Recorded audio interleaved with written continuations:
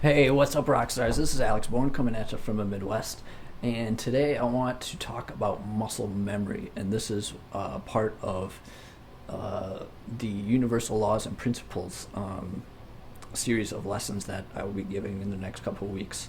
Muscle memory. What is muscle memory? Before I forget, if you guys have heard the term muscle memory before, leave a comment in the comments below, and tell me, in what instance, what situation, kind of describe it to me. You've heard muscle memory, and what maybe some of you guys have heard it in your sports activities, or I don't know, other musical instruments, stuff like that. But leave a comment, because I like to think about ideas on this subject. Um, Muscle memory. I'm not talking about working out. I'm not talking about building muscles, really. What I'm talking about is basically the ability to have your muscles do something without consciously thinking about it. Okay? And maybe you've seen guitar players in the past, doing lots of fast stuff like, stuff like that. And when they're doing that, it's not really that they're choosing like random notes, uh, or notes that they think will work, in that quick succession. It's just that they're probably using a scale or something that they know works in whatever musical situation, and they've obviously played it a lot before, and they can just kind of execute those kinds of things without thinking much about it. Um, and so when they're doing that, they're using muscle memory, and it's kind of hard to understand muscle memory if you've never used it before, or knew that you were using it. And what I'm talking about is not really that your muscles have brains, but when you think about it, your brain in your head sends nervous impulses to your muscles to tell them what to do.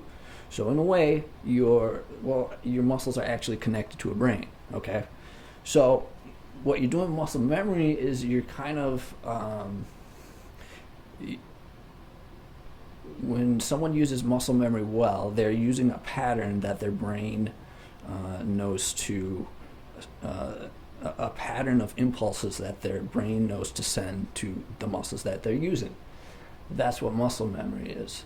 And so, how do you do that? Well, the first way, the easiest way to get to muscle memory, or to learn something with muscle memory, is to start off slow. Okay? And I can't stress this enough, because a lot of people, they never go slow enough to learn something deliberately and intentionally. And that's the most important part of muscle memory, is you want to do it slow enough so that you can do it deliberately and intentionally, so you teach your muscles the right way to do it. And when you find that right speed that you can do that at, it might seem like stupid slow to you. It might seem really, really slow. But that is actually the quickest way to um, to get something into muscle memory, is to start off slow enough that you can teach your muscles to do it deliberately and intentionally. And and so that's where you start. And then you want to gradually speed it up. Okay, barely, faster, barely fast enough that you can tell, that is faster. Okay, so just very small increments, and keep doing that until you get it. Keep doing that so that you can play something correctly, and keep speeding it up until you can play it at the speed that you want. And actually, I recommend going, practicing something a little bit faster than you plan on playing it at, so that the normal tempo seems a lot easier. So I don't know. You guys have probably done something, played something way faster than it was originally intended for. And then when you go back to the normal speed, the speed it's supposed to be at, and then it seems a lot easier. That's kind of the idea. The other idea that you want to think about when you're practicing something is, if you play something, if you perform something with a group of people, and the drummer is responsible for counting off the song, what if you're in front of a huge crowd and emotions are running high, you're all excited. That drummer, might count it off a little bit faster than you've practiced it at. And then what do you do then? You're kind of out of luck if you haven't practiced it that fast, So always practice something a little bit faster than you plan on playing it at. And that's my recommendation. So just to recap, start slow, okay? Start slow. Slow enough that you can do something deliberately and intentionally, and keep doing it, keep doing it correctly, and gradually speed it up to the speed that you want, or a little bit faster if you want to be a little bit extra prepared.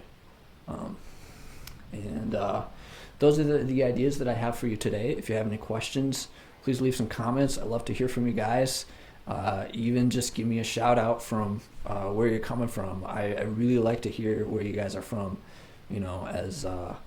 As lame as that sounds, it makes me happy to hear people are watching in exotic locations around the world, and I know you guys are because I can see it in my analytics. So why don't you just say hi? So I'm Alex Bourne saying cheers.